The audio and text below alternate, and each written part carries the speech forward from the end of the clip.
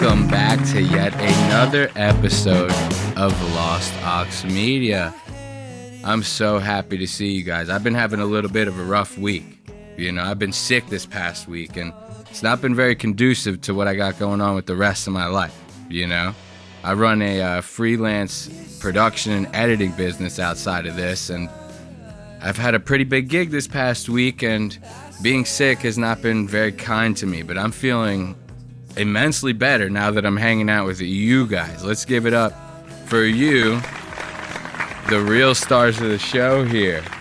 But it's not just been this sickness that has been making me feel down lately. You know who else has been making me feel fucking sick? Bert Kreischer. This guy almost ruined a perfectly good interview with Dana White on one of their more recent episodes of Two Bears, One Cave. And trust me, we'll dive into that a little bit later because it is hard to watch. Then who else do we have on the docket for today? Of course, we're going to start the show with our new segment, What's Eating Ethan Klein.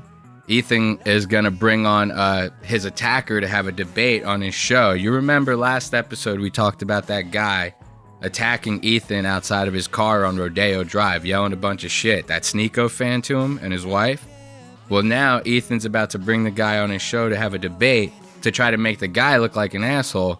In reality, Ethan just kind of looks like he's just kind of trying to stroke his own ego with somebody who should be kind of beneath him. It's a little bit of a sus situation there.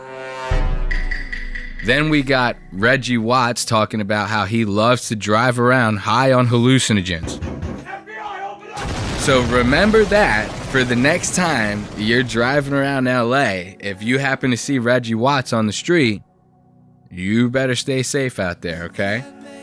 Then we got Tana Mojo. Oh no, Tana Mojo, yeah. We got Tana Mojo. She shares a creepy speech that she has tucked away in the chamber for Adam Sandler on the off chance that she ever meets this guy.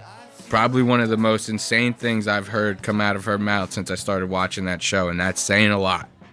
Then we're going to talk about the second episode of the Talk Tuah podcast, Talk Tuah, right? We talked about how the show was boring as fuck, and somehow it's getting worse, okay? And then, of course, we're going to end the show on Dave Portnoy saying some more stupid shit on the BFFs podcast. I can't seem to get enough of this Dave Portnoy. Like, ever since I started watching that show, this guy, every show, he says the most dumbest shit, and he's dead ass serious about it. Like, I find it crazy funny to listen to watch the whole nine. So, I'm not going to hold you guys too long. Let's get into these time codes and start the show. So, like I said, we're going to get into this little debate that Ethan Klein ends up getting into with this Sneeko fan that had attacked him outside of his car on Rodeo Drive. Now, like I said, Ethan does all this to try to make it seem like he's going to make the guy the asshole in this situation, right? And like we talked about before, the guy is the asshole in this situation. You shouldn't just go running up on people's cars and stuff, no matter how much you dislike them. It's just a stupid thing to do. It's immature as fuck. So this guy already made himself look like an asshole. And he is a nobody, you know? And comparatively speaking to Ethan, this guy is nobody. So Ethan, okay, the guy posted it, it went viral. Whatever. Move on with your life. You're obviously in a better situation than this schmuck, right? Ethan doesn't do that. Ethan instead wants to have him on the show and try to make him look like an asshole. And like I said in the intro, all it does is it makes Ethan look like he's trying to stroke his ego to some nobody trying to flex on him live on air.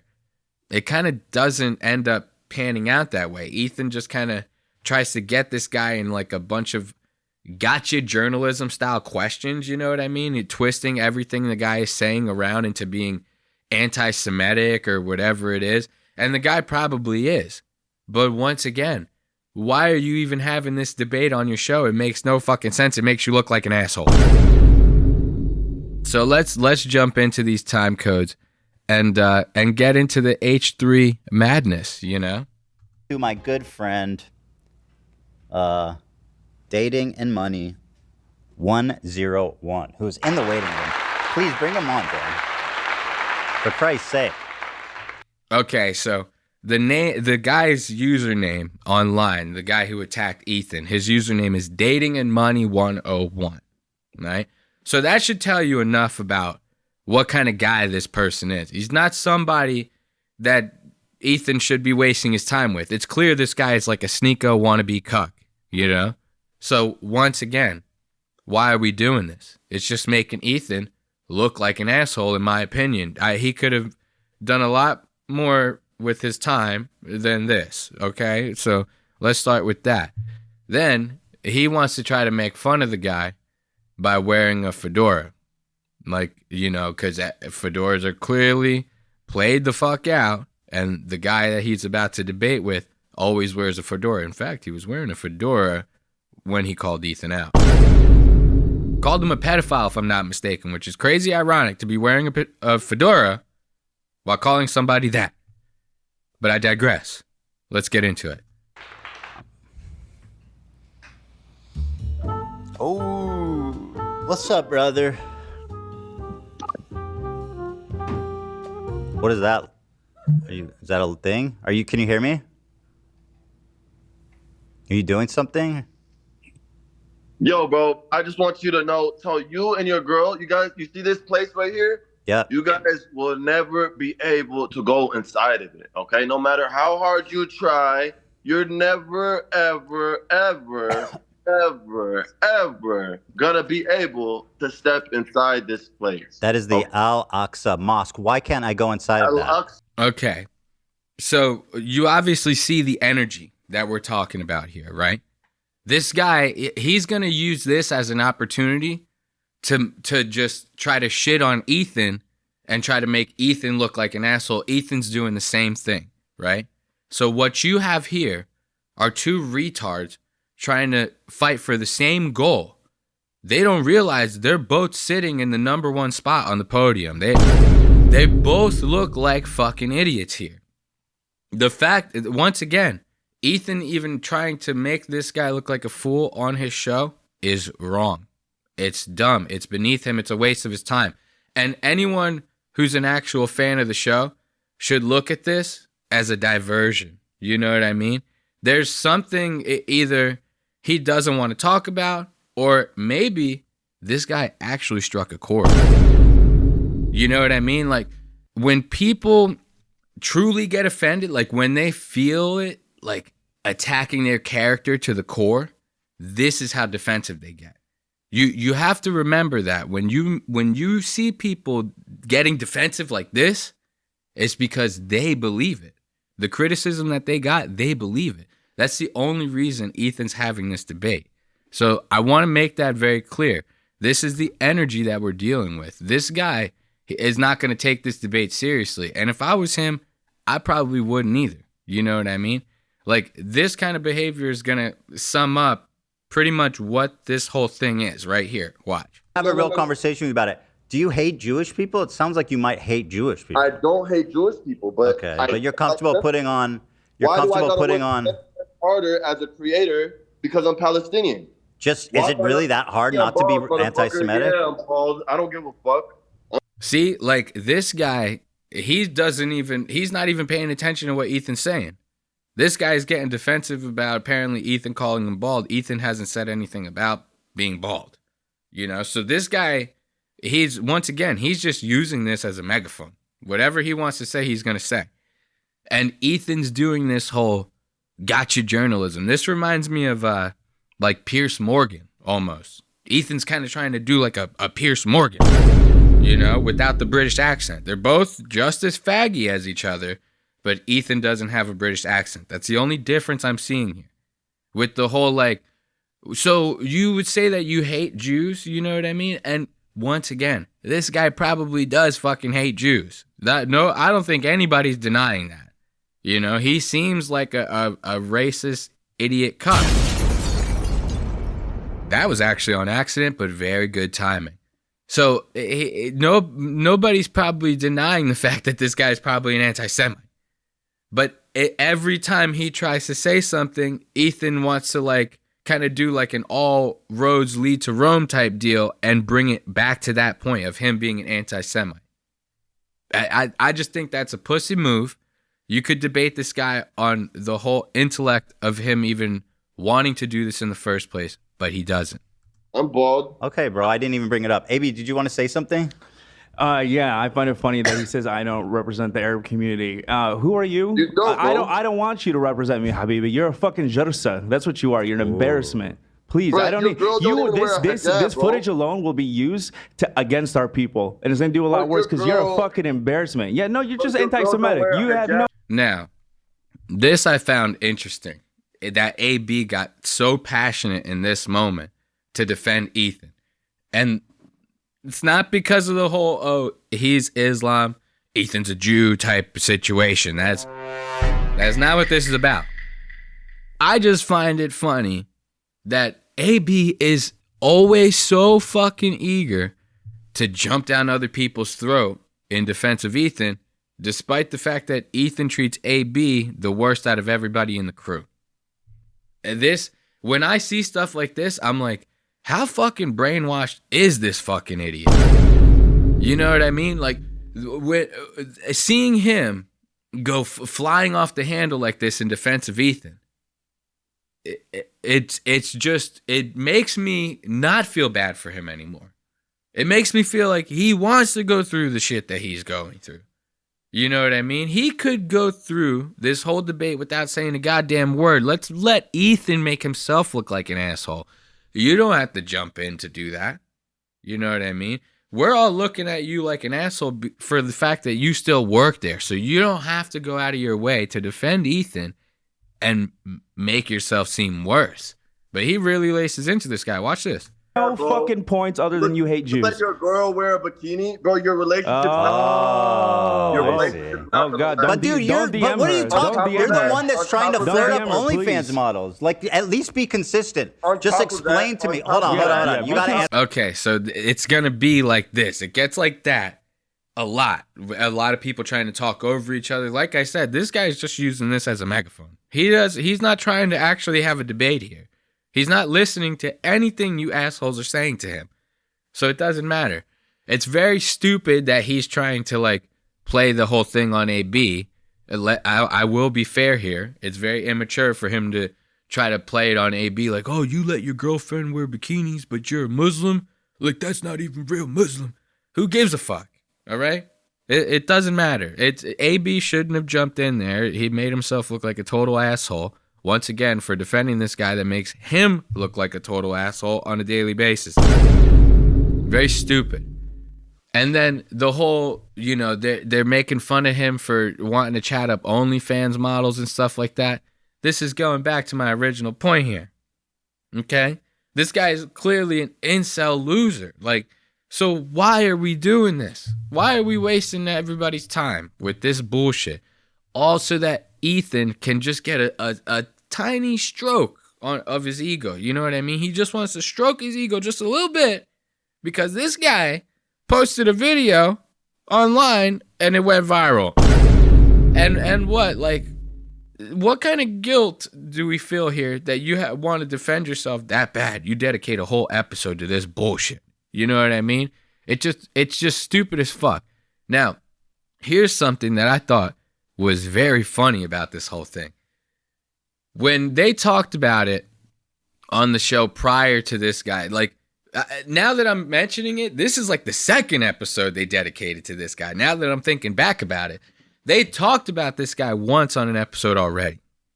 The guy, this is prior to even setting up him calling in, right?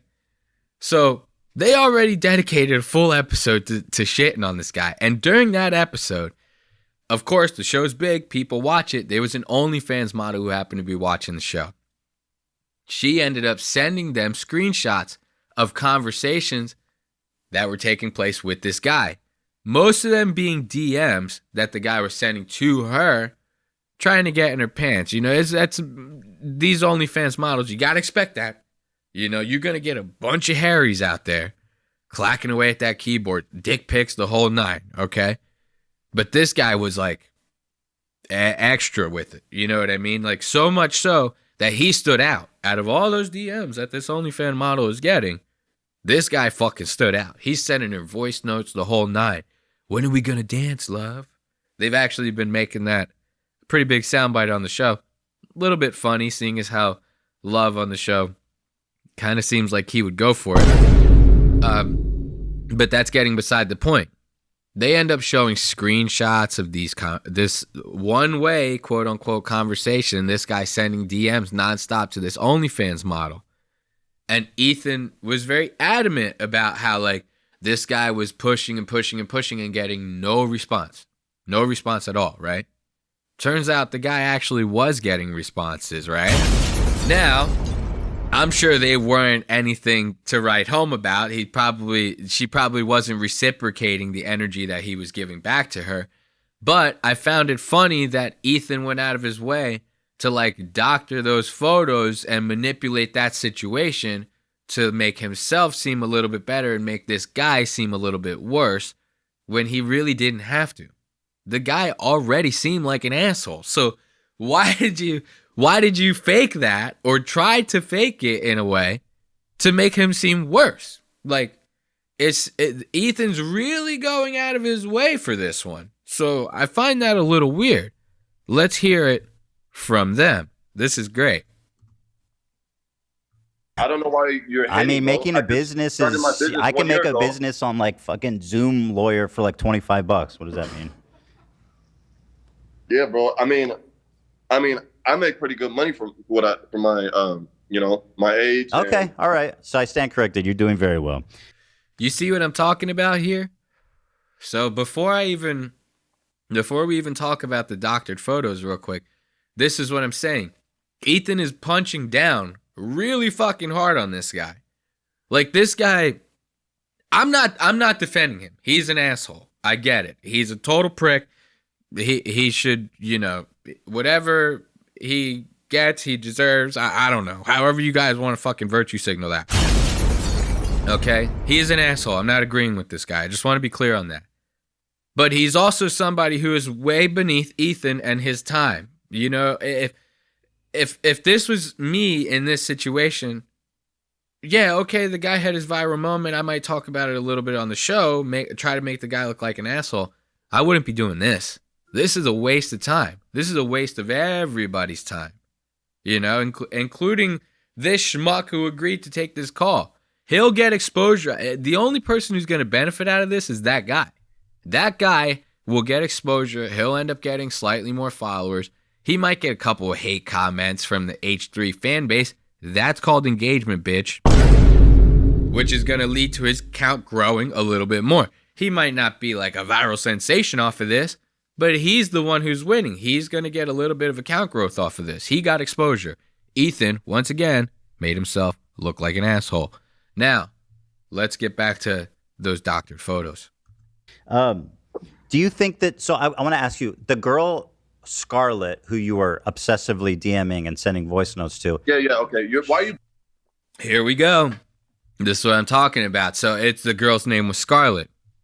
She's sending all these conversations to him. This girl was transparent enough to send everything. She didn't cut out her responses to him. She sent them to Ethan.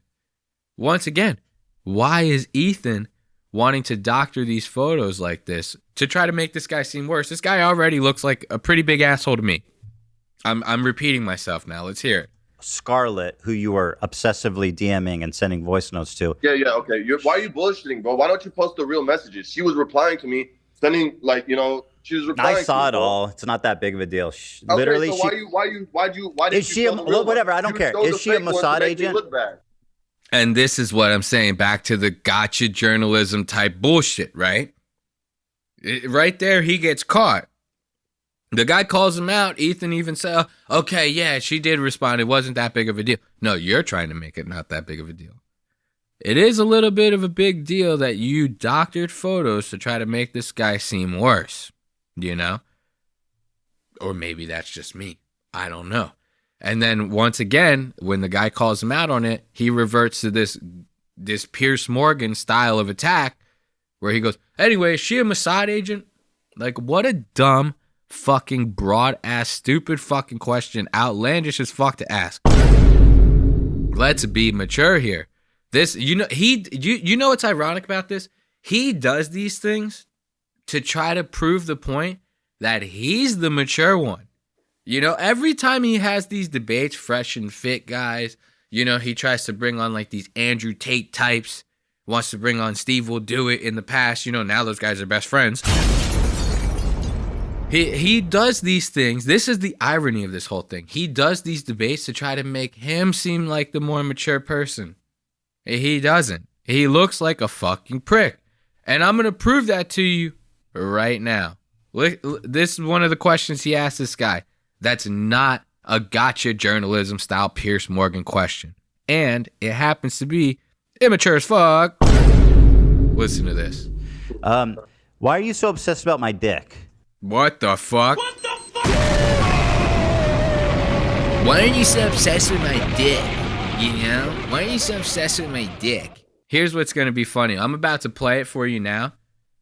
He asked this question, right? The guy calmly, the guy doesn't get defensive like Ethan does. Calmly, the guy goes, I'm not. Ethan then gets a little bit emotional. He says, you literally brought it up the second that we opened the call. The second we started the call, you brought it up. Now, if you're watching this on YouTube, rewind a little bit and go back to the very first time code that we started watching this show. He doesn't say shit about a dick. This guy opens with the fact that he says Ethan and his wife will never be able to go into some mosque. So Ethan, once again, trying to make this guy look like an asshole and only succeeding in making himself look like an asshole. Let's hear that again. To share that? I mean, that's pretty nuts. Why are you so obsessed about my dick? I'm not. You brought it up the second you called in, and you've been... You hear that emotion that Ethan's bringing up? You brought it up the very second that you got in here, you brought it up. Listen to him. I'm not. You brought it up the second you called in, and you've been posting about it on social media. But you... He's been posting about it on social media. This is where Ethan is starting to get upset about this. Remember, once again, I told you, when people get this defensive, it's because they believe it, okay? They believe the shit that people are saying about them. If they make it seem like they don't, trust me, they do. Deep down inside, Ethan probably really feels hurt about this. So he wants to use the biggest weapon that he has in his arsenal, which is his show and his fans. Not looking so good for you, Ethan. Let's listen to this. You brought it up the second you called in, and you've been posting about it on social media. Listen to what he says You back. said your dick didn't work. Oh, I talked over it. Listen to him. Listen to how he calls out Ethan. I love this. And you've been posting about it on social media. But you said your dick didn't work. What the fuck? Got him. Ladies and gentlemen, we got him. See, this guy, he's taking a pretty big low blow at Ethan. This one, you know, it's fun to make fun of Ethan about this, but it is a problem that men happen to share across the nation. Ethan, he takes these SSRIs because they're antidepressants or anxiety medication or something. I don't know. I don't take shit like that. So he takes these to like stabilize his mood, because if he doesn't, he's a depressing, lazy, boring fuck. Okay? And one of the side effects of these medications, apparently, is you get a smidge of ED. Just a smidge. Just enough to where, you know, people start to talk about it just a little bit, you know? And Ethan, he's I will give it to him, he's very open about this stuff. You know, he says it all the time. My dick has lost sensation, man. All these SSRIs, they're making my dick lose sensation, man. So, you know, naturally, this guy is going to take that and he's going to run with it, right? So it's not an obsession with your dick. He's taking the one thing that he feels is your most vulnerable trait and he's using it against you. He's trying to weaponize it against you, right? The same way you're trying to weaponize this show and this debate against him, he's weaponizing your flaccid dick against you. Okay? Let's listen to this. I believe I said that my dick lost sensation due to the antidepressants. But why are you? What is that clip? Erectile dysfunction? No, that's not erectile dysfunction. It just means it has less sensitivity. So why? See, so this guy, you know, obviously gonna try to use this as an opportunity to make Ethan look like an asshole, and it's kind of working. As much as I hate to say it, he really is succeeding in making Ethan look like an asshole, and he's not the only one. He's not the only one making Ethan look like an asshole. As a matter of fact, Ethan is doing a pretty good job of making Ethan look like an asshole. Like, so I don't know if he's joking or what. I'm leaning towards he's joking, but like what is behind this joke, right? Now, obviously this is vague and I'm not contextualizing it, and I will do that now. Ethan's about to offer this guy a job. Like, and once again, I don't know if it's a joke. I'm more leaning towards it's a joke, but what's the joke? Like, what's the joke? So you can offer him a job, right? And the guy, what, you think he's gonna get excited and be like, yeah. And then you're going to be like, psych, bitch. No job for you. Okay? We lied about that. You're a piece of shit. Wow. Big round of applause. If that's the joke, that's the greatest joke I've ever heard. Fucking Pryor couldn't have written a better joke than that.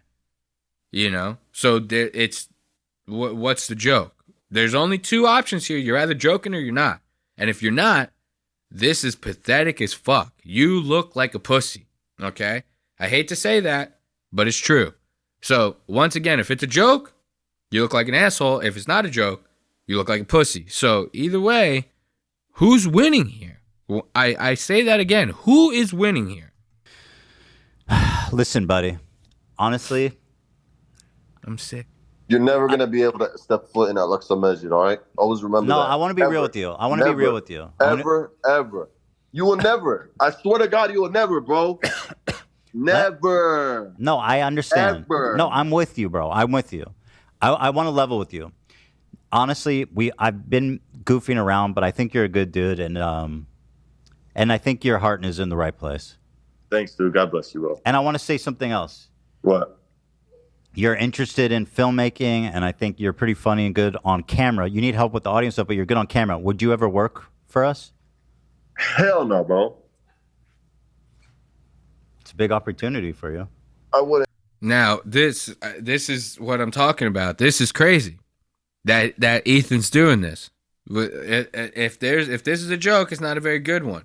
Surprisingly enough, this guy sticks to his guns. He says, fuck no, I can't work for a Zionist. I'm sorry, buddy. I just cannot do it. You're a piece of shit. Whether Ethan's a Zionist or not is something that I could give two shits about.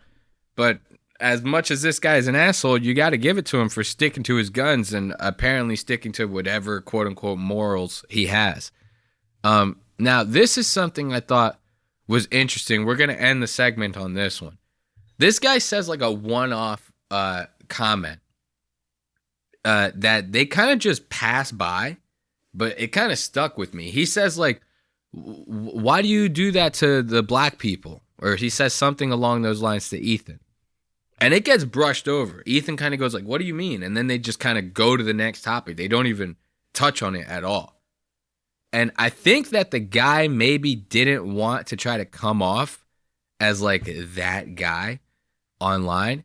But my feeling is that he's referencing the fact that the H3 show, not a lot of brothers hanging around that bitch. You know what I mean? And I'm talking like from the staff to anytime they have segments, live shows, guests, the whole nine. They got one token black guy as a moderator. This crazy fat fuck. I don't even remember his name. It was crazy listening to this guy talk on mic. The one time that I heard him talk on mic, he talks about how he appreciates the fact that Ethan went out of his way to tell him that he wasn't going to be the token black guy on the crew. And when he was doing it, it seemed like this guy had ran like a 3-mile marathon on the way to the mic. The mic was probably maybe a good 20 feet away from where this guy was working. This guy was already out of breath.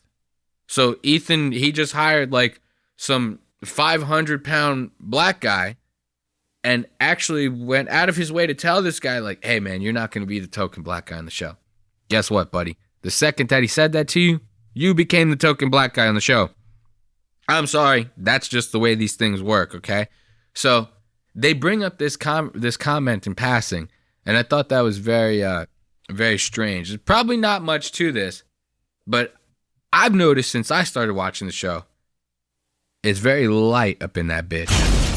What a fool you are. You are a Zionist, bro. What a dumbass. You are a Zionist. Yeah, I'm a Zionist, and you're a fucking dumbass. All right, bro. Hey. Good luck out my there. mama, bro. You better watch how you talk to me, bro. All Hey, right. but why y'all do that to the black people, though, bro? Black people? What? Can we talk about this? This is something. See, Ethan even said, black people? What do you mean black people? Ain't no black people around here. There better not be. This is the H3 show, goddammit. Better not be no brothers around here. Now, once again, I'm probably putting more into it, but I do notice since I started watching the show, not too many brothers coming around the H3 podcast, okay? And that'll do it for the What's Eating Ethan Klein segment of the show.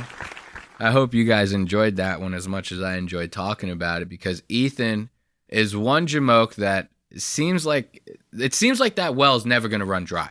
You know what I mean? You know, and then, it seems like no matter who he has on, what type of situation he's getting himself into, he just always makes himself seem like an asshole. And sometimes it's not just him, it's his guests.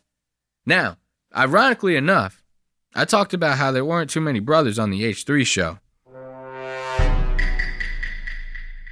And we're about to talk about Reggie Watts, who's on the H3 show. Last time Ethan had this guy on the show was 3 years ago. So that's the last time a black guy has been on the H3 show. And when Reggie gets on here, it's a very light, fun episode. You know, Reggie Watts is a very fun character. He makes pretty decent music for being a complete oddball. But the one thing I wanted to talk about is Reggie's fascination of drugs and how much he likes taking drugs. Not just recreationally. He takes that shit like a professional. To the point to where, like, if you see this guy driving around LA, there's a good chance he might be a couple acid hits deep, my friend. You have to be careful with these types. This guy, when they take the drugs and they think they could do anything, these are the type of people that you see eating people's faces on Rodeo Drive, high on bath salts. The guy was at work 20 minutes ago, but he thought the bath salts, he thought he could handle that through his workday. Next thing you know, he's out of a job and locked the fuck up. Now let's listen to Reggie Watts talk about this. Funny enough, they also get to talking about that fucking desensitized penis of Ethan's too. This is actually kind of a jam-packed one, if you will. you know, and then sometimes if you're, let's say, a woman, you know, and like they can use lube to make things easier, that might not necessarily help a man if it's not happening. Yeah, that's true. You know what I'm saying? True. Yeah, but you know, it's like the lady comfort, you know, is kind of maxed on that situation, because I would hate to be someone not giving someone a good time. That would make me feel terrible. Yep. But Look at that. I felt like that was kind of a little side dig to Ethan. He's basically saying, like, man, if I was in your shoes, I'd feel like a fucking asshole. If I couldn't, like, do it for my lady friend, whoever that lady friend might be, kind of make me feel like a little bit of a prick. You know what I mean? You got quite the issue there. You got to take care of that. I don't know. I'm just saying it's all solvable, guys. Yeah, we can get out there and We can get out there. figure it out. SSRIs, they don't fuck up your bones.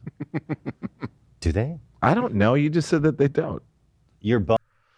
See, now this is funny. Reggie's trying to be like a funny, witty guy here, right? And he's almost like taking it out on Ethan when Ethan questions it. He's like, do they? And Reggie gets a little emotional. I don't know. You just said that they don't, right? Here's the hang up.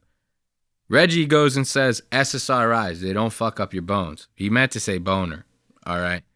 So Ethan's like, wait, what are you talking about? SSRIs don't. Do they mess up your bones? He's asking him, and Reggie gets like a little bit emotional with him. He's like, I don't know. You just said that they don't. Reggie might be high on some of these hallucinogens right now because he's not understanding the conversation here. But they get to talking about a little bit of that drug talk here in a little bit. Listen to this. Bones. I thought you were saying osteoporosis. Oh, no. I'm sorry about that. Hold on. They don't fuck up your boners. It just, if you have yeah, exactly. Yeah, but I don't know. I've been into taking Cialis recreationally. Yeah? Recreation. See what I'm talking about here? What the fuck are we doing? So this is what I'm saying with Reggie Watts. This is as much as I dig Reggie Watts. This is fucking crazy behavior here. You can't be, oh man, I'm just gonna be taking Cialis or whatever. That's like Viagra. You know what I mean? So this guy, not only is he driving around high on acid, you know what I mean, but he's got a fucking rock solid boner. So he's dangerous on so many levels. You know what I mean? Whether he's going to poke your eye out, eat your face, or accidentally run you over, I have no idea. Because if you look at this guy, he's on a fucking cocktail like no other. He's probably on the fucking moon right now. You know? And to think, this guy is behind the wheel during all of this. That's insane. Yeah. I've taken it before recreation. You can take, you take it like a small amount. You don't take the full dose. Wait. And that's interesting. Cialis? Oh, Yeah. wait, is that a erectile dysfunction? It's like a Viagra. Okay, for a second, I thought it was the smoking quitting one, and I was like, why would you take that recreation? I know. No, it's for, it's like for- Viagra. Okay, Yeah, it's like Viagra, but That's at all it is. small doses, it's really interesting. Why not 'cause- high doses? Let's get it. Well, I don't know. I mean, we're gonna try at some point again. You my are girlfriend and I. very liberal drug user, and I respect that about you. Well, I just think like life to get is out for there. living, and consciousness is interesting, and it's interesting to experience consciousness from different angles, Right. And discover all the commonalities in every high that you're at. It's like that's why I don't. When friends of mine are like freaking out on drugs, I'm like the opposite because I've been training my whole life to be able to if I get really high on a drug, I can still get us out of a fire. See, so that's a very scary fucking thing to hear right there. I've been taking drugs my whole life. I'm trained. So he's looking at these drugs as if they're like Super Mario power-ups or something. You know? Like he sees the magic mushrooms as like this is going to make him like invincible. He wants to conquer these hallucinogens and 2CBIs and all this crazy ass cocktails that this guy is ingesting on a daily. That's a scary thought. It's not, you don't want to brag about like your tolerance. I smoke a lot. I can do a lot when I smoke. Is that a good thing? No. Okay. It's not good that I have such a high tolerance when I smoke. As a matter of fact, if they made weed that was like, it would never boost your tolerance, I'd smoke it all the time. Because you just end up wasting more money on bud. You don't want to get to the point to where like you can start functioning on drugs. That's not what drugs are for, okay? Drugs are for like relaxing and having a good time, You can't be taking these drugs and then doing serious shit, okay? That's not the way that this works. Listen to this guy. Okay. I can still drive. That's I good. can still You can still drive? Oh yeah.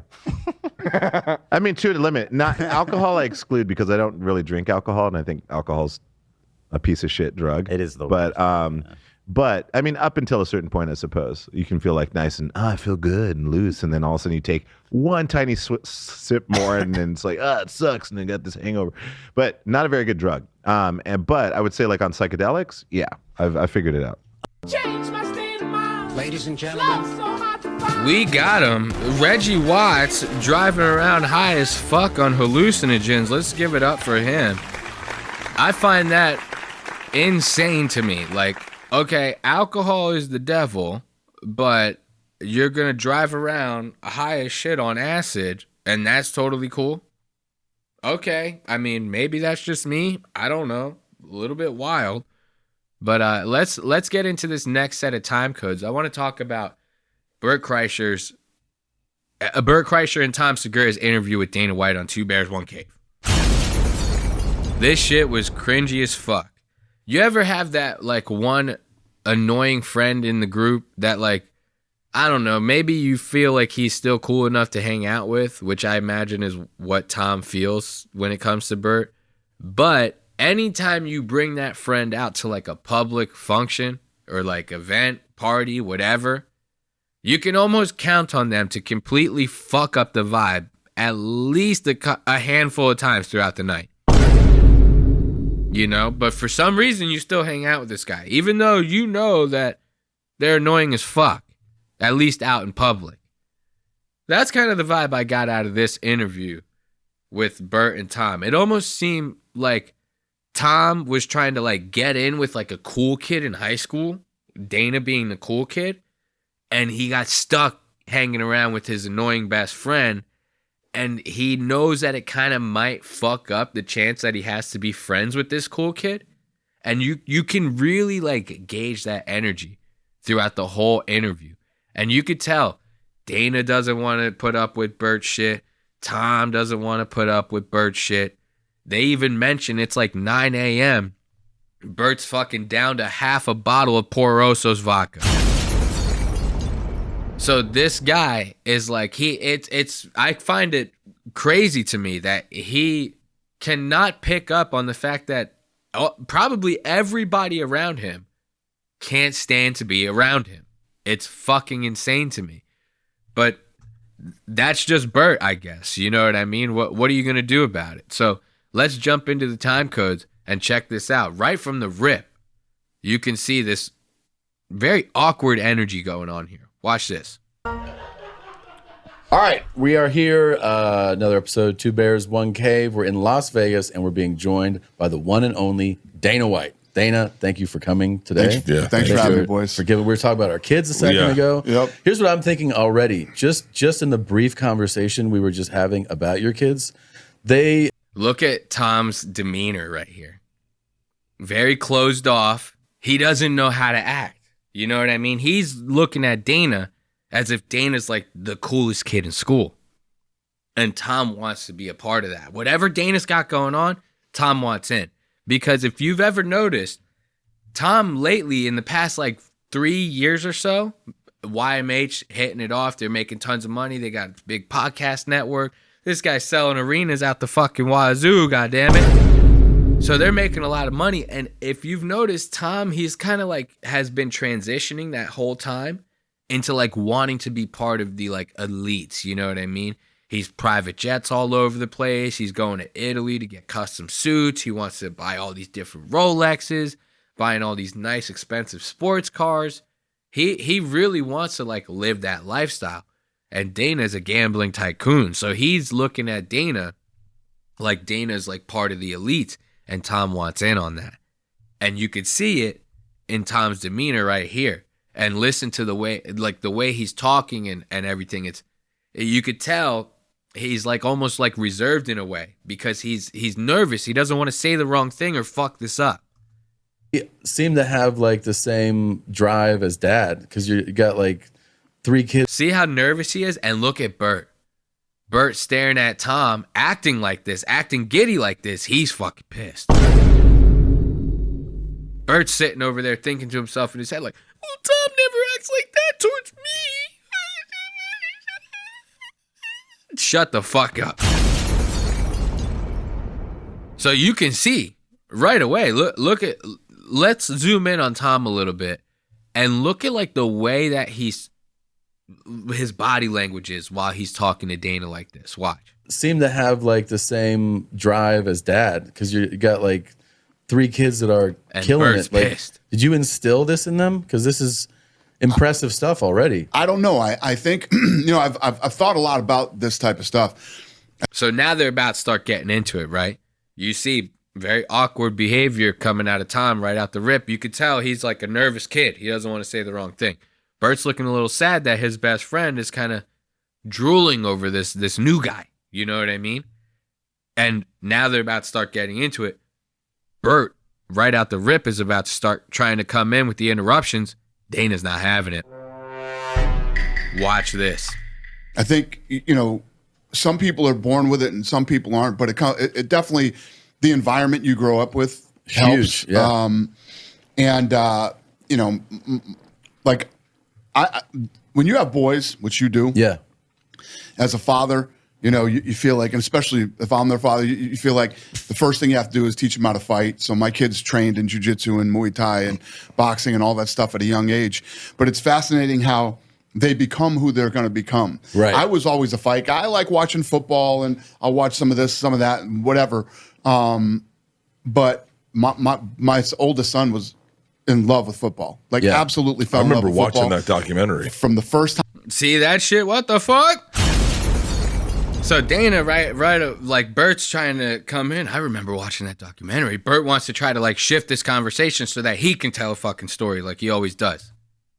Dana doesn't put up with that shit. Dana steamrolls his ass. Watch this. Son was in love with football. Like, absolutely fell in love with football. I remember watching that documentary. From the first time he ever started playing. You notice Dana doesn't even fucking break stride. He continues with the story because he knows he's seeing it right out the rip. He's like, if he's doing this now, I have to set a precedent. Because if I don't, this guy's going to fuck up this whole interview for me. And I'm not wasting my time to do this fucking show if they're going to be the only ones talking. You know, Dana probably actually values his time, unlike these two. Now watch this.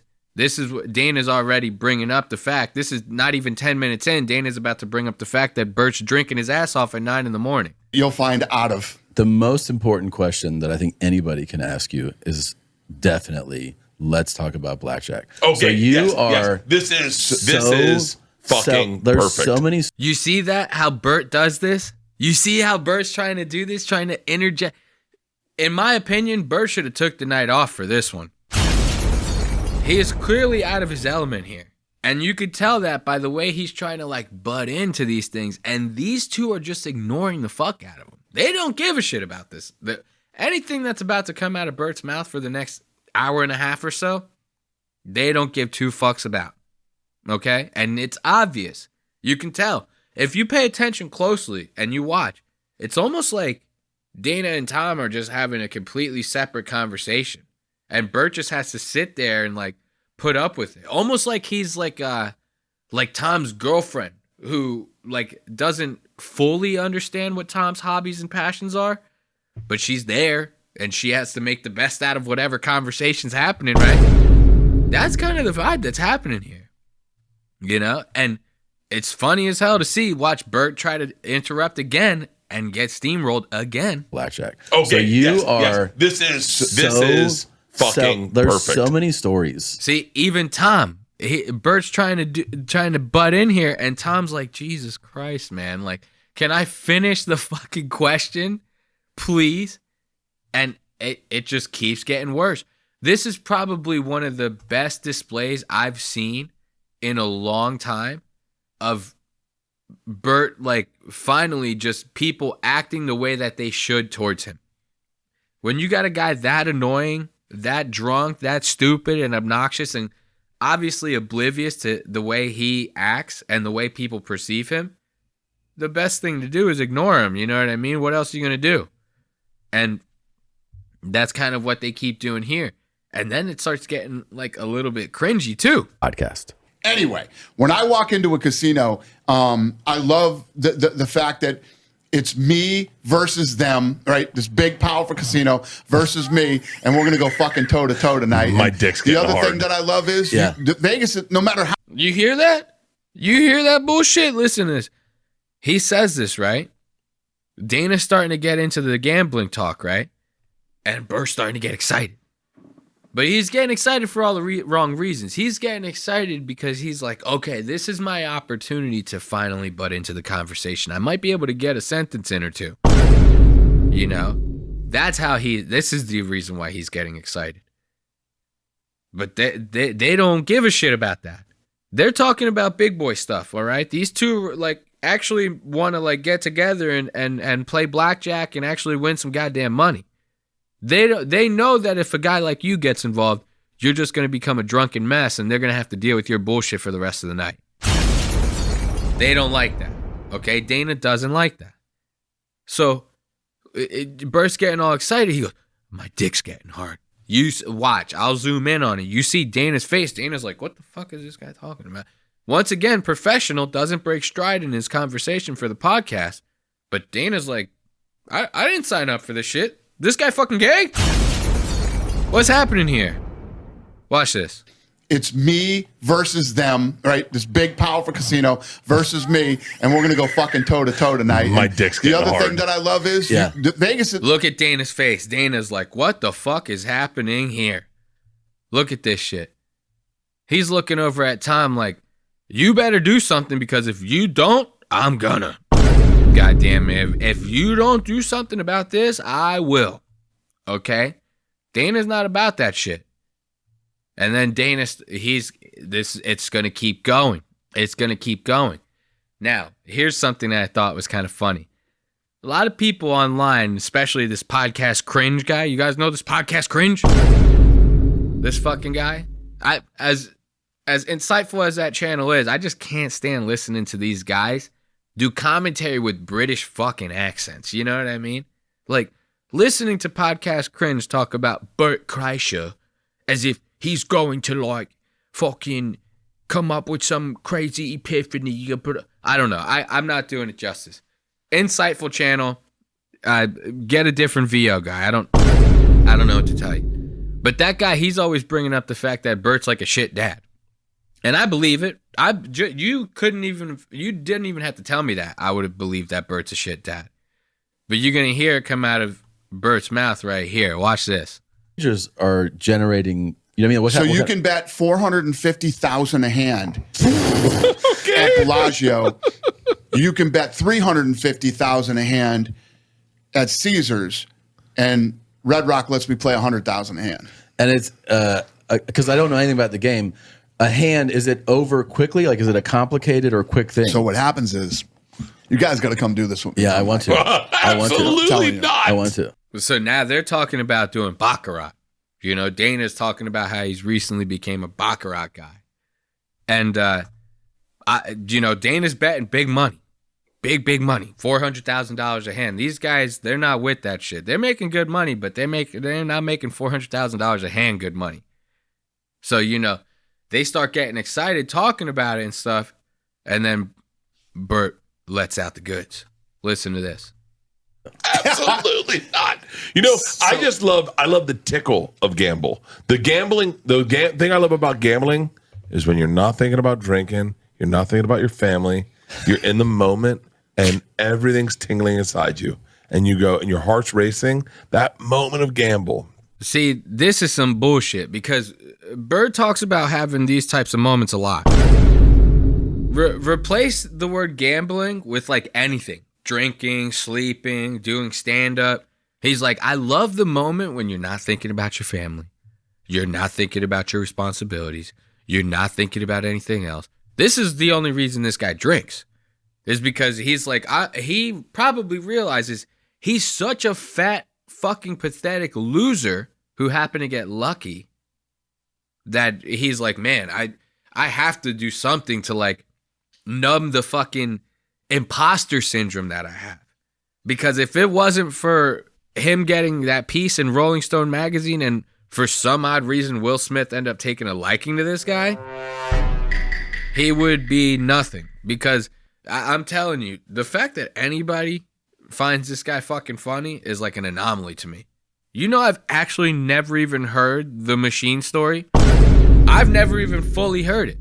And the reason for that is because this guy is so fucking annoying that I couldn't even bring myself to, like, hate watch one of his stand-up specials. That's how fucking annoying he is.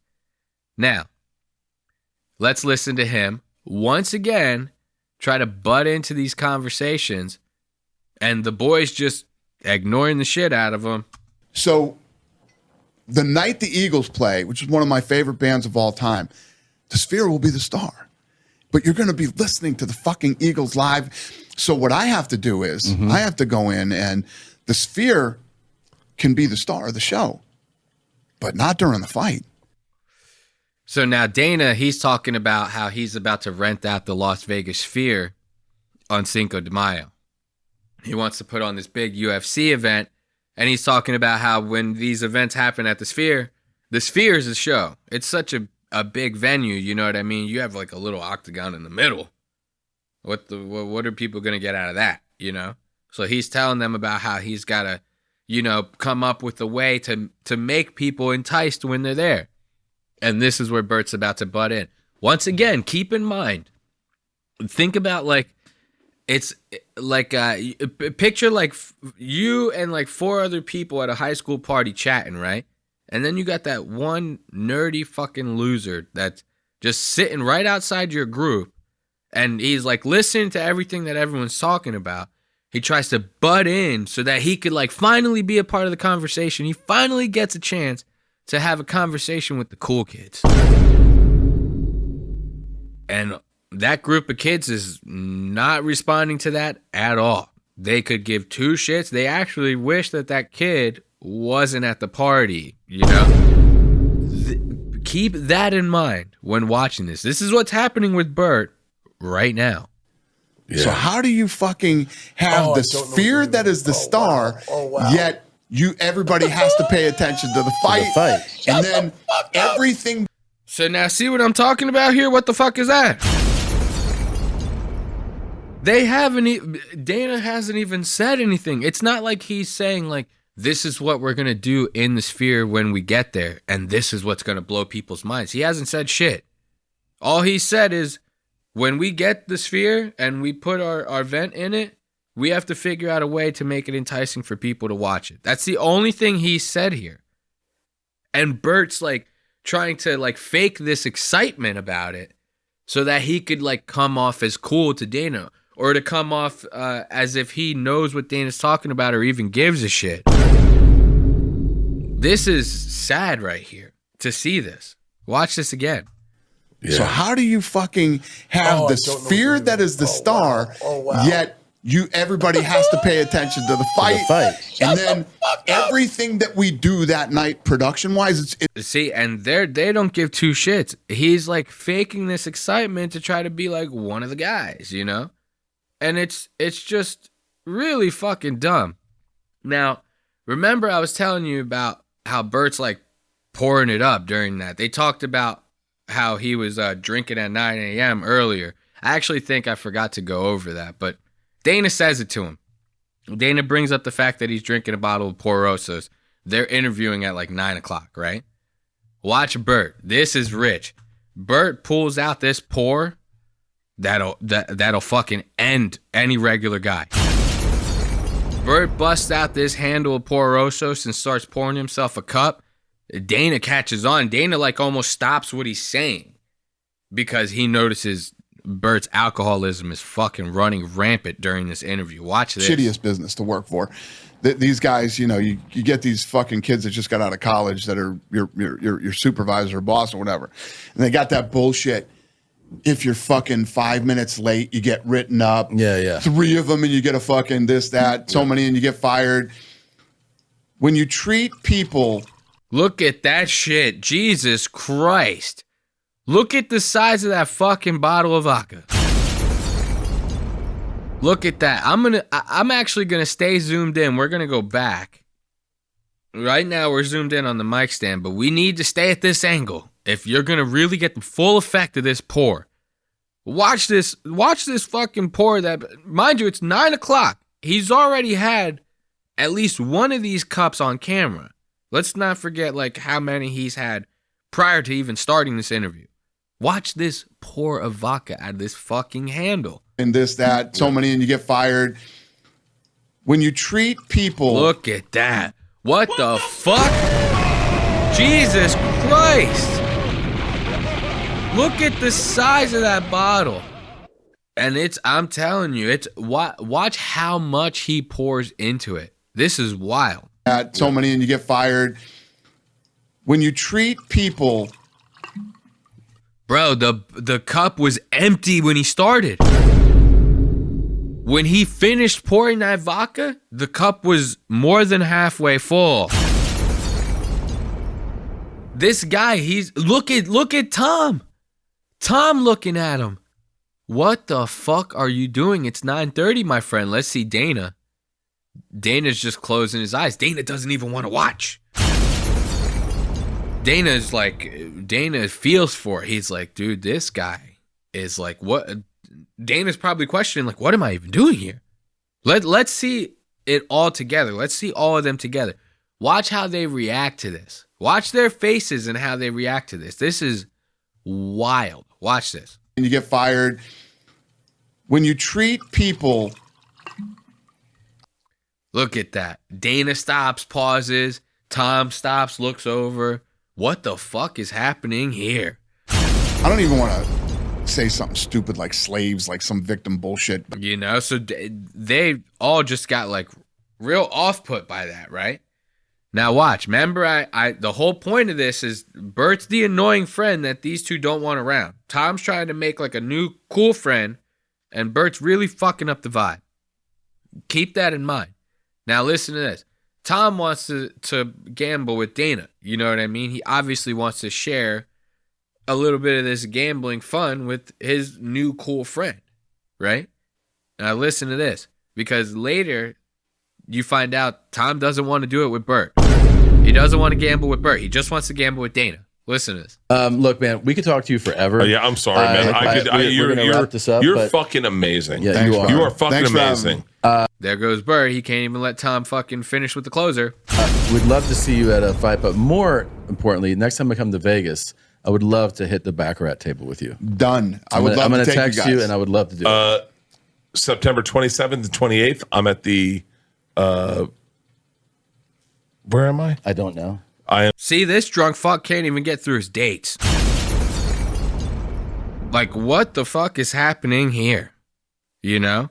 So now, that was, you know, Tom being like, yo, let's gamble. Dana's like, yeah, dude, I'm on board. Now Bert's trying to get in on it. Listen to Bert. Now Bert wants to gamble as well. Dana, you know, he's nice. He goes like, yeah, okay, you know. And then he probably looks over at his people. He goes, make sure we don't answer that call, okay? When we get that call, make sure we don't answer it, okay? But listen to Bert. Now Bert gets in on it. Let you pay 10 a hand. What is the number that you want to walk away with? What do you want to win that night? I'm going to say a ridiculous number because I don't know money. Like $1 million? $1 million.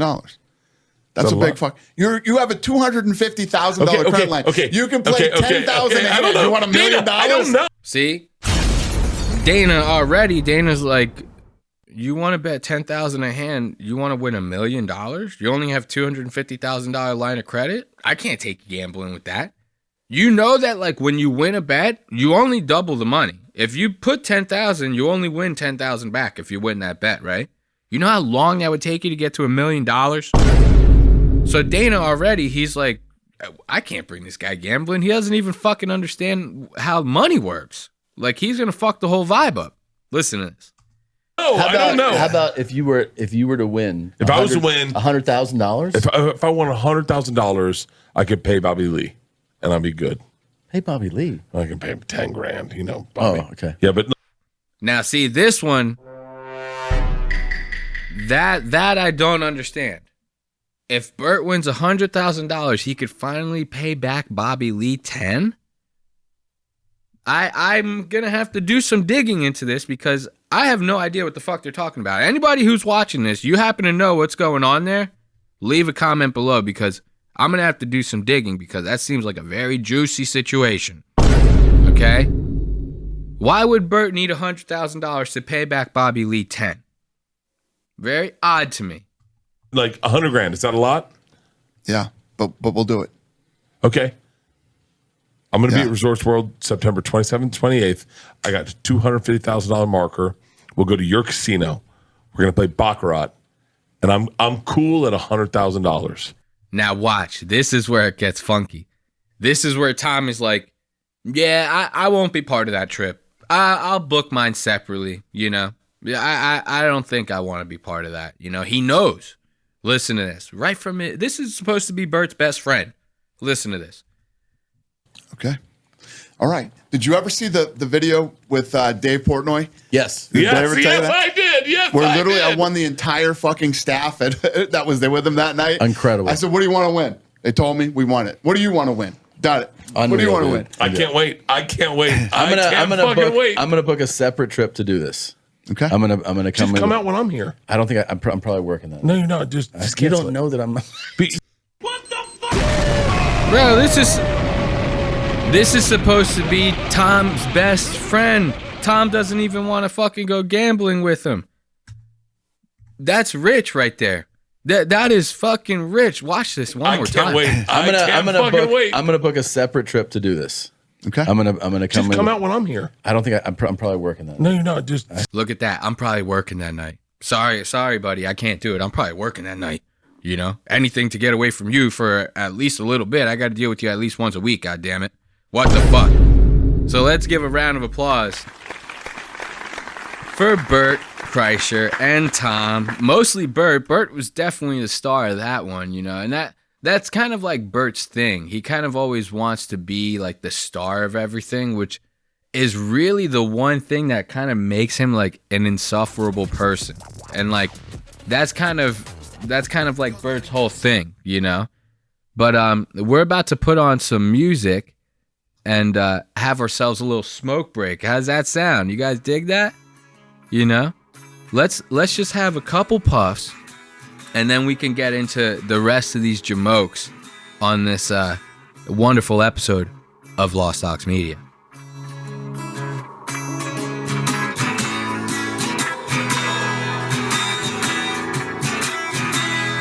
Take the road through the trees, kick through the leaves, fear they may follow me.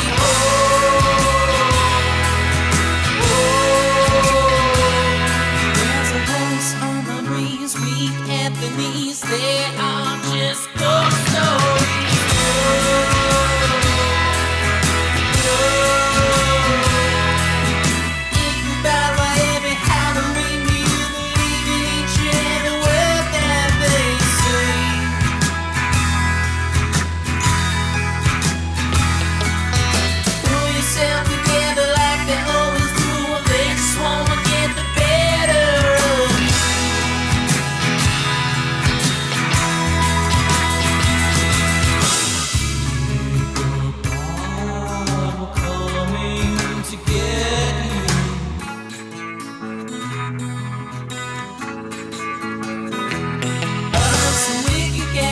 Ooh, I'm not gonna lie.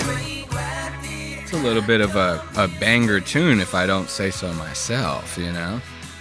So, I will be editing out those coughs.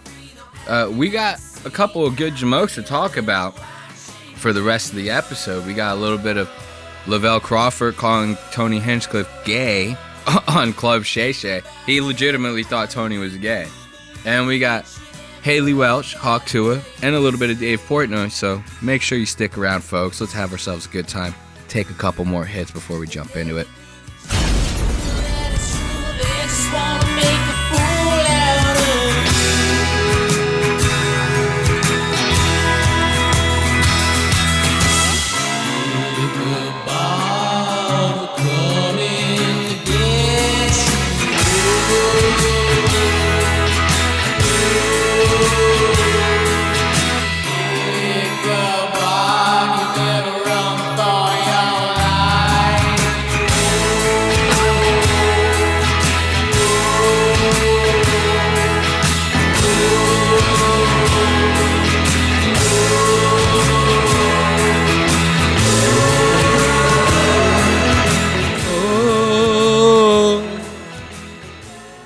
So, Lavelle Crawford on Club Shay Shay. Very interesting. You guys hear about that that little scandal that Shay is dealing with, Shannon Sharp?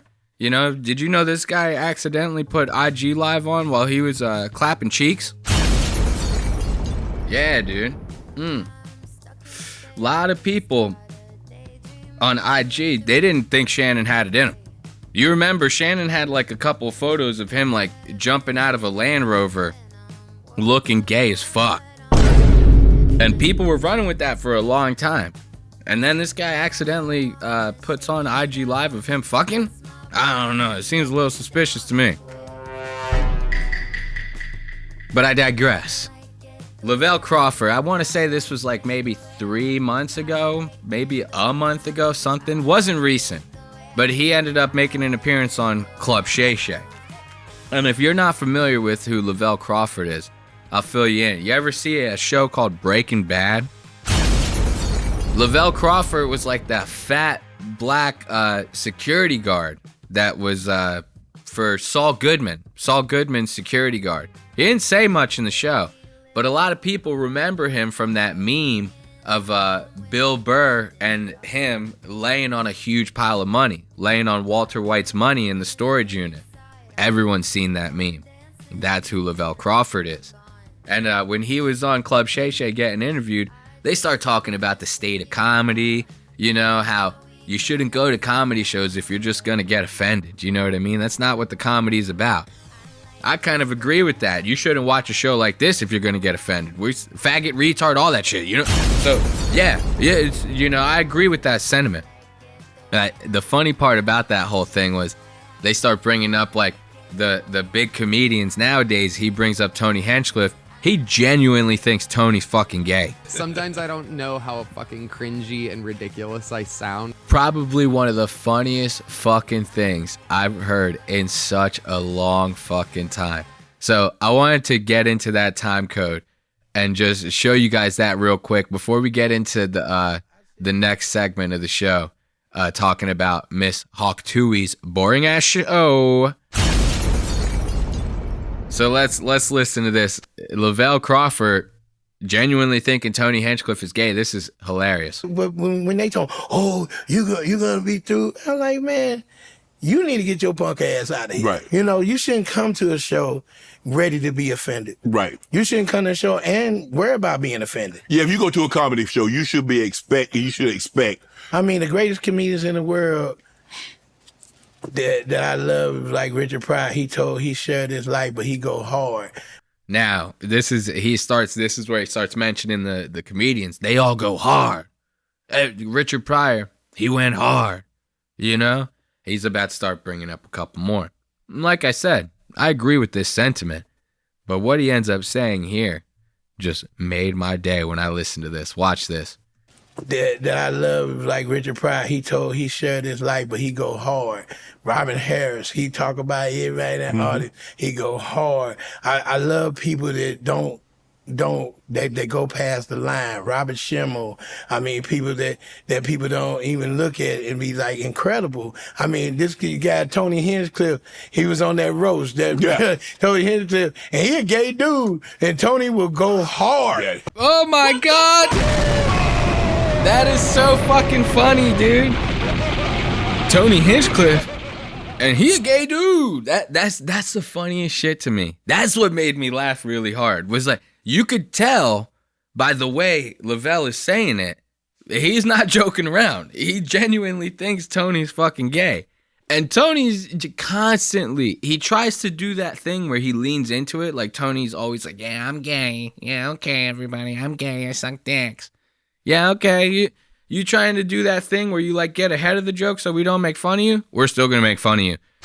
Yeah, it's because you're actually gay. You have to actually be gay, and there's nothing wrong with that. You just have to stop lying to yourself, stop lying to all of us, because Lavelle sees right through you. Look at this guy. This is gonna be fucking funny as hell. Tony Hinchcliffe, and he a gay dude, and Tony will go hard. Yeah. Tony goes so hard, but what I like about Tony, he a gay dude, but Tony go hard as fuck, boy. That is so fucking funny to me. I love that. Let's give it up for Lavelle Crawford on the Club Shay Shay show. I love that. There we go. A little late on the applause there, but I'll take it. You know, you didn't leave me completely hanging, which we love around here. So with that being said, let's jump into the next set of time codes because we're running out of time here ourselves. We're going to get into the Hawk Tuah podcast. You know what I mean? We're on the second episode, and we went over the first one just being boring as fuck, and she had Whitney Cummings on. Like, and once again, like I said in that episode, it's not like Whitney's funny as hell. I actually don't find her funny at all. But she's a comedian, and she still couldn't make that episode even the slightest bit entertaining. And then now she does the second episode with her high school friends, like as if we're supposed to give a fuck about that. Sorry, we don't. Stepping back to Whitney Cummings, did you know she's now dating professional skateboarder Chris Cole? And did you also know that professional skateboarder Chris Cole has a domestic violence past? Very odd. Whitney has a baby with some guy that's not Chris.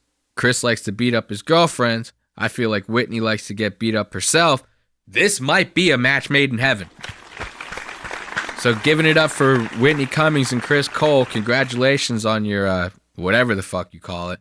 But getting back to Talk Tuah, she's going back to her hometown and she's doing a podcast with no famous guests, just her friends. We have no idea who the fuck they are. Why should we care? Like, this is what I'm saying. I don't know if Jake Paul can salvage this. I really honestly feel like this show might just be like something that he's doing just to slap more free advertising for his company better on it. You know, anything where he could just slap ad space on it that he doesn't necessarily have to pay for, I think he's willing to do. You know, whatever he could do to grow that business. I feel like that's what's happening here because 2 episodes in and I'm fucking dying here. So let's check out this intro. You'll see what I'm talking about. What is he saying? Uh-oh, here comes Granny. I was on the radio. On the radio? Granny, listen to what I'm saying to you. I was like, spit on it. All right, so, you know, we're doing the whole little cold montage opening, which is very, very fucking lame. I hate those. I hate cold openers, man. It just fucks it all up. It's like, you want me to watch it or not? It's like having a movie trailer. All the best parts are in the trailer. You know, then you go to watch the movie. You're like, I can't believe I wasted $14.50 on this dog shit. And plus, I don't want to go crazy into the opening because it's got copyrighted music. So, anyway, like I said, you know, you got Granny in there. You got 3 friends from high school. You got Haliey Welch. All people that we had no fucking idea existed 3-4 months ago. So this being the second episode, how are we getting eyes to this shit? Because you don't have a draw here. These 3 nobodies and grandma, that's not a draw to me. So let's go on with it. Okay, welcome to my front porch. We got Maddie over here. This has been my best friend for 13 years. You already know her. I'm not even going to introduce Chelsea.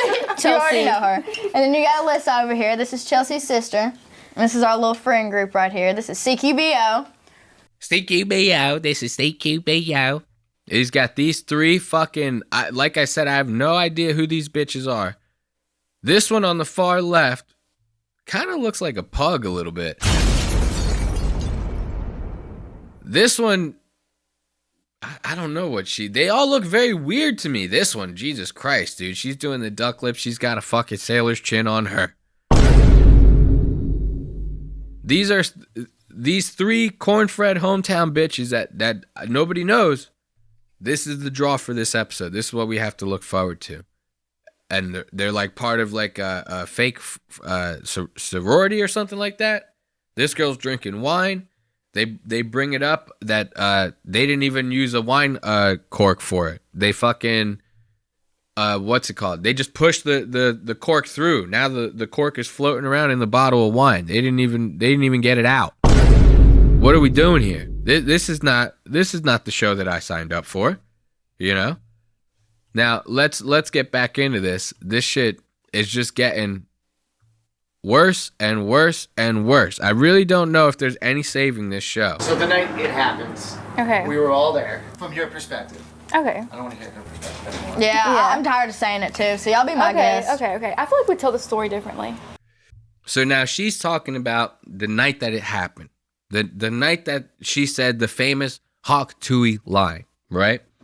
But the producers are asking her friends. They want to hear their perspective because as she's been on every podcast under the sun telling her perspective, they're over it. You know what I mean? Now, these girls, they end up talking about how Haley's like been lying about it the whole time. Like she tells her story on other people's podcasts with all these extra details and stuff like that. These bitches just out her right from the rip. Listen to this. Yeah, we definitely do. You like to add details in there, and I'm like, that didn't happen. Maybe it did. I don't know. I was also. I know you're trying to get away from there too, though. Yeah. While I was standing there holding my own. Got her. Okay, so we were all there. You were there. I was there. Except you weren't there. I wasn't with y'all. Okay, we're all at the CMA Fest. We all went together, right? But we sat together. Yeah, we all sat together. Then like after, we were like, oh yeah, let's go out, you know? And me and Haliey and Alyssa and Carly, right? Yeah. We were just walking down Broadway, Alyssa. Is anybody following what's fucking happening here? Anybody listen? Like, this could have been a good story, but you have 3 of the dumbest bitches in Tennessee telling it. I couldn't even understand what was happening. I just got done listening to her tell it. The little bit that I let play, I can't even recall it. She said 3 people's names. She asked, like, what is the weed getting me, or are they just bad at telling stories? Am I wrong here? Let's try that again. CMA Fest. We all went together, right? But we sat together. Yeah, we all sat together. Then like after, we were like, oh yeah, let's go out, you know? And me and Haliey and Alyssa and Carly, right? Yeah. We were just walking down Broadway. Alyssa and Carly like, oh, let's go to this bar. And me and Haliey like, okay, we're gonna go lollygagging down the street, you know? Okay, gotcha. So they go to the Country Music Awards Festival, I guess, is the CMA Festival. And they want to get drunk afterwards. They start walking down the street. Then they get the Talk Tuah. Yeah, you know, we've heard it a million times. Trust me, their perspective is not too much different. Aside from her saying, like, oh, you like to add a couple extra details, she doesn't tell you what the details are. And this is what I'm saying. It's kind of just like a bunch of bullshit like this. And then they bring up Shirtussy. And this one made my ears perk a little bit. Didn't like save the show necessarily, but I found this to be an interesting trait that Miss Talk Tuah ends up having. So you remember last episode, she talked about how she has like crazy ass diarrhea because she's lactose intolerant. Bitch can't stop drinking milk, eating cheese, the whole 9. She's constantly blowing up the bathroom. Then this episode, they bring up the Shirtussy. And they point out how they had posted a picture of Haliey online and how people started commenting about this Shirtussy. And they explained what the Shirtussy is. The Shirtussy, I guess, is when like your puss is all like, you know, like scrunched up in your pants and whatever, and your shirt is hanging down and it gets eaten up by your puss. Right? So these, like, I guess this is a small population of girls, you know, ones with like real puffy vaginas. And those puffy vaginas are swallowing up those shirts. So, you know, needless to say, this girl should know better than to wear like a long shirt, you know? If I had that problem as a girl, it's belly shirts from that point on. You know, you don't catch me on nothing even getting close to my waist if I knew my vagina was going to eat that bitch up. Okay? But she's a risk taker. She's a small hometown girl. And that Shirtussy, that ain't nothing to her. Listen to her talk about this.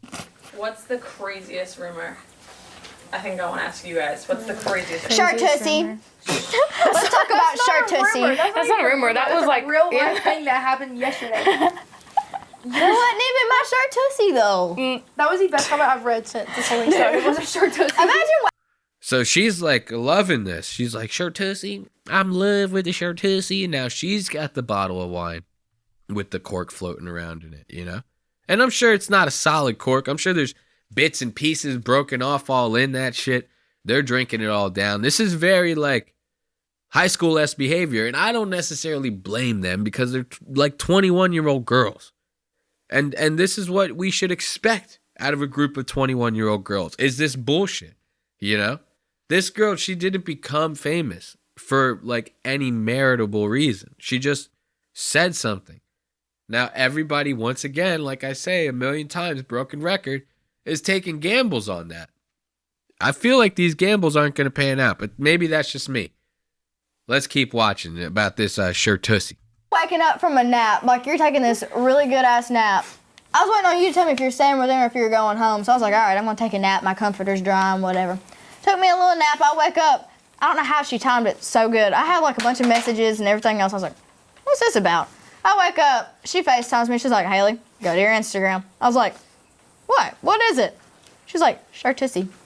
It's like, people are talking about your Shirtussy, and she was like, oh my God. She already knew what I was talking about because we. There you go. So now they're getting real heavy on the Shirtussy, you know? And I was trying to find pictures of the Shirtussy. I guess they scrubbed them already. You know what I mean? Now she goes to explain what the Shirtussy is. I explained it to you, but I'm not doing it justice. I don't got one of these, you know? I don't got one of these wide set vaginas. So I can't really explain it the way that Miss Welch is going to explain it. Let's hear it come out of her mouth. So a Shirtussy is when you have a fat cooter and your cooter decides to take a bite out of your shirt. That's exactly what a Shirtussy is. And don't act like you haven't ever had one. Or I've never seen that before, actually. I've never. You're the first Shirtussy. Well, hell, it's better than a camel toe. It's basically the same thing. I think it's worse. I don't know. I'd rather have a camel toe than a Shirtussy. God damn, you rather have a camel toe than a Shirtussy? I mean, they're kind of like one and the same. I would imagine if that thing is eating up your shorts, it's going to eat up whatever else you throw down there. You know what I mean? So you got to be careful with these things. You ever see that movie Teeth? If you haven't seen that movie Teeth, go look it up. That movie Teeth will fucking it'll do something to you. And like I said, this is all just very, very boring stuff. Aside from these little like one-off things, I don't know if this is going to be like a widespread show that like everybody's going to enjoy. It's just going to be some high school bullshit. Like I picture high schoolers really being into that, kids really being into that. Other than that, I'm going to have to give it 2 thumbs down, bitch. So let's give it up for Miss Haliey Welch and yet another boring ass episode of her show. But I will keep watching because I'm very curious as to what these actual celebrity guests that she's going to have on in the future try to like pawn off on her knowledge wise. You know, it seems like every single person she's interviewed so far that's famous already has tried to be like, this is the way to do it. You got to do like this. You got to do this. You got to come to this network. You got to do that. And I feel like even though she has her own show, people are still going to try to pull that shit on her. So we'll keep tabs on it for sure. But what I want to end the show on is Dave Portnoy. This guy has really just become like a man after my own heart. You know what I mean? Like something about Dave is just pure gold to me. Because like I said in the previous episode talking about him, he just comes off as like an idiot. So no matter what he says, whether it's like offensive or whether it's a little bit outlandish, you might not agree with it. It's just coming from a place of stupidity. That's all it is. Everything that he says is just dumb as fuck. And what makes it even funnier is that like he wholeheartedly believes and will stick to his guns with whatever he says, no matter how dumb it is. Like he'll try to bring up like an old catchphrase or something like that. He'll say it completely wrong. Someone will correct him on it, and he'll stand by his fucking convictions like a champ. He'll be, no, it means what I said it means. But he's not like overly pretentious about it. He like genuinely believes it. It's hard to explain the buffoonery that is Dave Portnoy. It really is. You just have to watch it for yourself and really embrace it for what it is, which is just like solid fucking gold. So if you remember, lately in the news, a lot of people have been talking about Dave Grohl. You know, this guy had a kid outside of his marriage. He just nonchalantly one day just has a nice little Twitter post or Instagram post or something. Is like, hey guys, sorry to tell you I happen to have a kid. My wife knows about it. Let's move on. Obviously, that's a little more complex than that. You have to do some explaining to the goddamn fans, man. What are you doing here? So this is going to be the topic that they bring up on the BFFs podcast. And this was one of the first times in this episode that Dave went and said some outlandishly stupid shit. And it's gold. I'm not going to lie. It's gold. Listen to this. All right, Dave Grohl. This was unreal. He issued like a press release, like a player was questionable for the next week in the NFL, except it was, I've recently become the father of a new baby daughter born outside of my marriage. I plan to be a loving and supportive parent to her. I love my wife and my children. I'm doing everything I can to gain their trust and earn their forgiveness. We're grateful for your consideration toward all the children involved as we move forward together. Just casually, like, oh, I had a baby with someone else. I'm going to love that kid. My family, and we're going to work through it. So now this is funny, right? Enough as it is that Dave's just like cracking jokes about it and stuff like that. This isn't fucking, professional comedian level comedy here, but he's taking a couple stabs. This is not really the funny part to me. The funny part is he starts talking about how, he likes Dave Grohl. Most people do. Most people did before this situation happened. And he goes on to say the same thing. But then he goes on to talk about how like Dave Grohl's pregnancy outside of his marriage and the child that he had out of wedlock is like karma that he's getting, right? But it's karma because he was talking shit a couple months ago about Taylor Swift. That's like what he honestly feels. And if you don't know, Dave Portnoy is like a big Swiftie. You know what I mean? He's like genuinely a big Taylor Swift fan. So he's all on board Team Taylor. And to listen to him say this shit is actually fucking hilarious. Listen to this. It's so rich. Listen to this. Nothing to see here. Yeah, I mean, is there a right way to say you cheated? I don't know if there's a right way to. No, but he's still a piece of shit. You're right.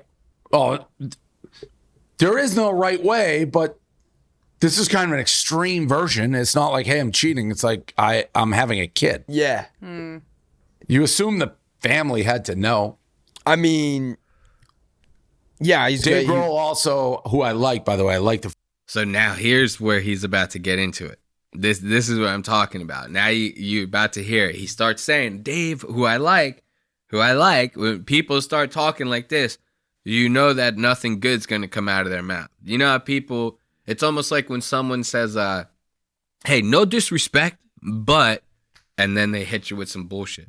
Like, hey, no disrespect, bro, but you look like a fat fucking slob right now. You know? No disrespect, bro. I like you and all, but that haircut, you look like a fucking faggot, bro. You know, that's like that type of talk coming from Dave Portnoy right now. Listen to him. So remember, I like Dave Grohl, but here we go. Foo Fighters was kind of high and mighty on Taylor Swift not too long ago. Let's back it up a little bit so you can understand it a little better. No. I mean, yeah, he's Dave Grohl also, who I like, by the way. I like the Foo Fighters. Was kind of high and mighty on Taylor Swift not too long ago. It's funny how that came back to roost. What is that? The rooster back to roost? Taylor. Listen to that bullshit.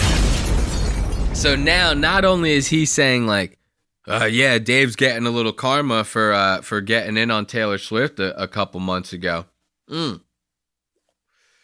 He's also saying this like dumbass catchphrase. You know when people say, oh, looks like the chickens have come home to roost. And it's when people are saying like, oh, looks like somebody's finally getting what they deserve. But he even says that wrong. He's like, oh, looks like he came home to roost. It looks like Dave Grohl came home to roost, I guess. You know, that's the way the cookie crumbles. That's probably, I wouldn't surprise me if he said that right after. You know what I mean? Listen to this. Like the Foo Fighters. Was kind of high and mighty on Taylor Swift not too long ago. It's funny how that came back to roost. What is that? Funny how that came back to roost. That's classic Dave right there. So now his co-hosts are about to pick up on this. Listen to this. The rooster back to roost. I don't know, man. You got different sayings every week. Listen to that. The one guy, I still don't know this guy's name. I've been listening to this show for 2 months, dude. I still have no fucking idea who this fucking guy is. I still don't, but I listen anyway for Dave. I listen strictly for Dave Portnoy. So now this guy, he's like, I don't know, man. You come up with different fucking catchphrases every week. And then you have this over here. Brianna Chicken Fries really let herself go. I'm telling you. I don't know what they put in Brianna Chicken Fries fucking food, but she needs to lay off that shit. You know, last week, Brianna Chicken Fry weighed like 115 pounds. No, but in all seriousness, I don't know who this fucking crazy fat bitch is, but she sounds insane. She looks a little insane, but I'm not going to lie. I actually kind of dig her energy. She's like giving shots at Dave and all that shit. So like, she might be good for the show. We should probably ditch Brianna Chicken Fry and stick with this chick, dude. She's got a funnier voice and she seems like she might just be funnier in general. But now these two, they hear Dave's crazy ass phrase, and they're like, "What the fuck are you talking about, bro?" Is that the rooster back to roost? I don't know, man. You got different sayings every week. What is that one? The rooster came back to roost. No, I thought it was just came back to roost. No, something's got to come back to roost. No, I don't know if the rooster's roosting or not. You got a lot of like barn analogies or sayings. Yeah, it's just come back to roost. The roosters came back to roost? No, like X comes home to roost. Grohl comes home. So now these guys are fucking going through mental gymnastics trying to figure out this goddamn catchphrase. Dave's just going to look it up on his phone. And he's just going to keep saying even more dumb shit. Like I said, he like genuinely believes and is like convinced that he's in the right. It's like one of those... you know how people say, like, you can't win an argument with a dumb person? It's like that, you know? I could only imagine. Having him as a boss must be, like, the coolest thing, but, like, the worst thing ever, you know? He's probably one of those guys that, like, doesn't micromanage people and just lets you do your thing. But then when you actually have to get something done and something important needs to, you know, get it achieved and accomplished, he's probably, like, the worst guy to go to for it, you know what I mean? He strikes me as one of them. The roosters came back to roost? No, like X comes home to roost. Grohl comes home to roost and impregnate other ladies besides his wife. Chickens have come home to roost. Yeah, chickens have come home to roost. I think you're supposed to say chickens. Used of person's past actions that are causing him or her to experience problems in the present. Now, there's the definition, right? Now he goes to like say, oh, this is what that phrase is supposed to mean. Wait until you hear the crazy shit that comes out of this guy's mouth. Listen to this. Her bad decisions are coming back to roost. So he made fun of Taylor Swift. And then that's what got another girl pregnant. Yeah, teamwork's crazy. I don't understand. Correct. Dude, you gotta love Dave. He sticks to that shit. He's yes, that's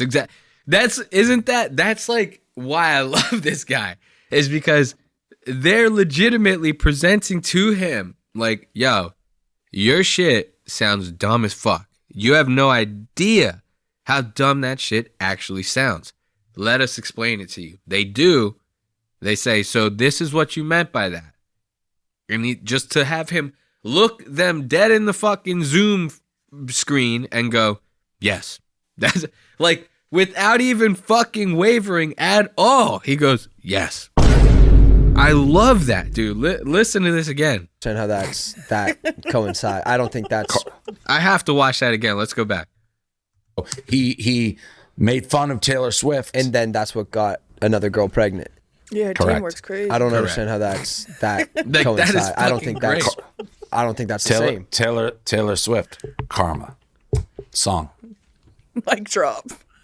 Okay, yeah, so you're just saying what goes around comes around, kind of. Yeah, you're just saying bad behavior. Chickens came home to roost. That's the same thing. No, but that's literally what that means. Now you see how passionate he's getting, dude. This is fucking so funny. Even look at this guy's fucking face. That they like genuinely want to get into it right now with this jamoke. He's like, Dave, you're fucking retarded, dude.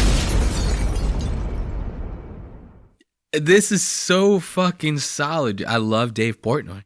Just this alone, I could watch on a loop. No, it isn't. We just read the definition. Chickens come home to roost means when their past actions are now impacting them. Correct. His past actions of Taylor Swift isn't impacting the pregnancy of the woman he fucked outside of his marriage. I don't know that it wasn't. This is fucking crazy, dude, that he's saying this. Listen to him again. Impacting the pregnancy of the woman he fucked outside of his marriage. I don't know that it wasn't. Again, karma. What? What? You think that he was at home after those tweets or his statement about Taylor Swift and was like, man, you know what I need to do now? Probably go cheat on my wife. No, I think it's karma. It's like, all right, that's just fucking gold right there. So Dave is like, really, that's it's just so funny. He like lives in his own universe, and just the dumb shit that comes out of his mouth, it's just so fucking hilarious to me, and that's why we love him. Let's give it up for Dave Portnoy, man. This has been a very fun episode, and I appreciate you guys joining me while I'm sick as a dog, you know, finishing out my week. I hope that I wasn't too bad for you. You know, I don't want to blame the sickness. That's why I just briefly mentioned it. You know, I got a couple sneezes that will be edited out of the show, okay? And I'm sure you could probably hear my nasaliness and my scratchy throat, but I appreciate you putting up with me. So thank you for that.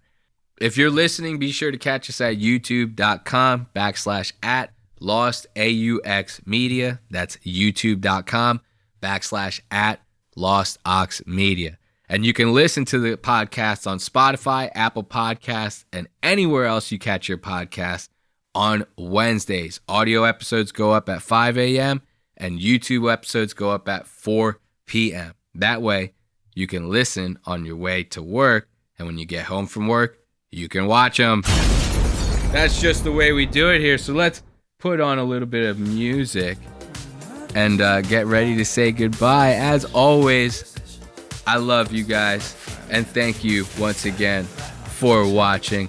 Until next time, goodbye. So I've written a script of what I would say to Adam Sandler if I ever met him. You are the epicenter of my world. Words cannot express how in my eyes you truly hung the moon. You've evoked every emotion a human can fathom feeling all inside of my household. You changed the world. You are home for so many, and rightfully so. You are America's father, brother, best friend, and loving husband.